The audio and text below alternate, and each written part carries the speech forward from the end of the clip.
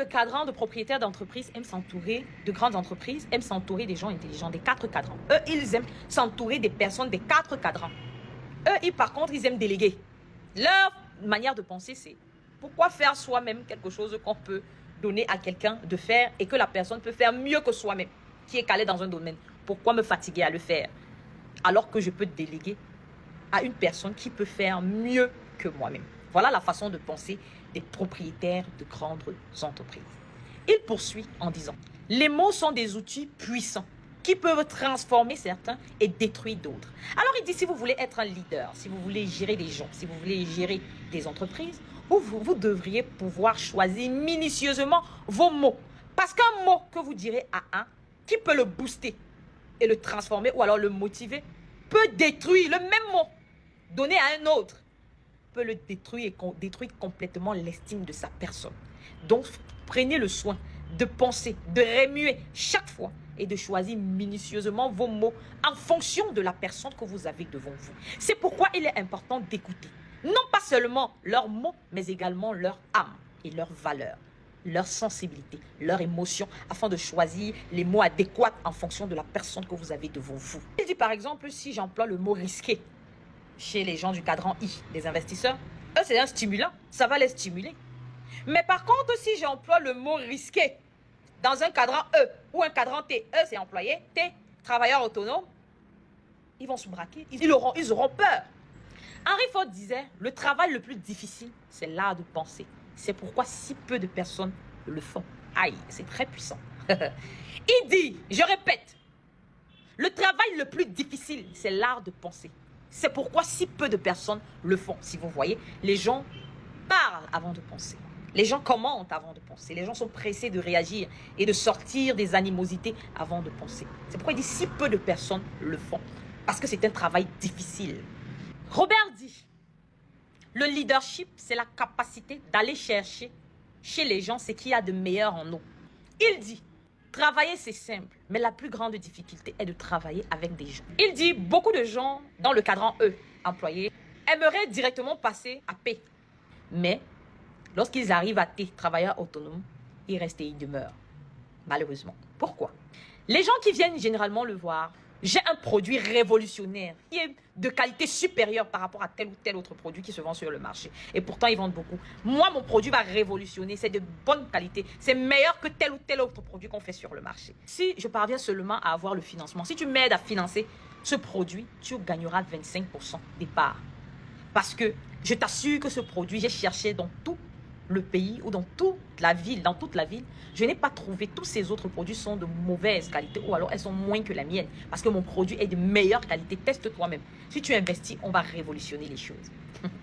Robert rigole souvent et il dit, c'est généralement les mots utilisés par les cadrans E, employés, et les cadrans T, travailleurs autonomes. Il dit, il faut choisir minutieusement les mots que vous allez leur dire. Parce que si vous allez fort, ils risquent de se braquer et ne plus jamais vouloir oser. Il dit donc dans ce cas, il faut choisir les mots que vous allez leur dire avec subtilité.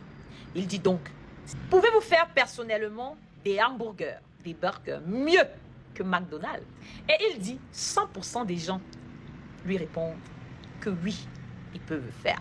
Alors, il poursuit avec une autre question en disant, pouvez-vous donc ériger ou imposer un système de meilleure qualité que ce système de l'entreprise de McDonald's?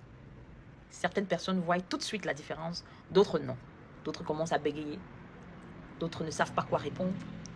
Et c'est là où ils amènent donc à comprendre. Il les amène donc à comprendre qu'il y a beaucoup de personnes qui offrent des services ou des produits de bonne qualité, de qualité supérieure que certaines multinationales, un peu comme McDonald's. Mais non pas le système de travail ou d'entreprise que McDonald's a. C'est là où la chute y est. McDonald's a un système qui lui permet d'offrir à plusieurs personnes des milliards d'hamburgers à travers le monde. Et c'est un système automatique qui, même s'il n'est pas là pendant un an, ça ne changera pas. Il n'y aura aucune faille. Il leur dit, regardez par exemple Bill Gates de Microsoft. Il n'a pas créé un produit révolutionnaire, non. Il a acheté un produit, il a enrobé le système d'administration, donc amélioré tout le système et a revendu, tout simplement. Il dit donc le tout n'est pas de créer un produit de bien meilleur, de bonne qualité, de qualité supérieure que les autres, c'est le système qui est le plus important, le système de fonctionnement. C'est ça que les gens achètent. Alors Robert dit, les gens généralement qui prospèrent, qui réussissent, qui sont fortunés, fonctionnent avec les TA et les AA. Le temps des autres, l'argent des autres. Ça, c'est le langage des I, les investisseurs. Il faut faire la différence entre la richesse et la fortune. La fortune, c'est le nombre de jours pendant lesquels vous pouvez survivre sans travailler physiquement et garder le même rythme de vie. C'est ça, être fortuné. Parce que la fortune se mesure en temps et non en argent. C'est-à-dire, et non en euros, en dollars, en francs CFA, rien. La fortune se mesure en temps. Par exemple, je mange 5 000 euros le mois. J'ai 20 000 euros dans mon compte. Si je dois manger 5 000 euros chaque mois, à combien de temps je peux garder le même rythme de vie sans travailler? Tu prends tes 20 000 euros, tu divises en 4, si c'est 5 000 francs par mois. C'est en 4 mois que tu peux manger. Est-ce que tu comprends? Sans travailler, parce que tu as 20 000 euros. C'est un exemple. Et ce n'est pas la quantité d'argent que l'on gagne qui importe, mais la quantité d'argent que l'on conserve et la durée pendant laquelle cet argent est à notre service. C'est ça la fortune. Donc quand vous entendez les gens qui sont fortunés là, c'est ça la fortune. Ça ne se mesure pas en quantité d'argent, ça se mesure en temps. Parce qu'il y a beaucoup de gens qui gagnent beaucoup d'argent.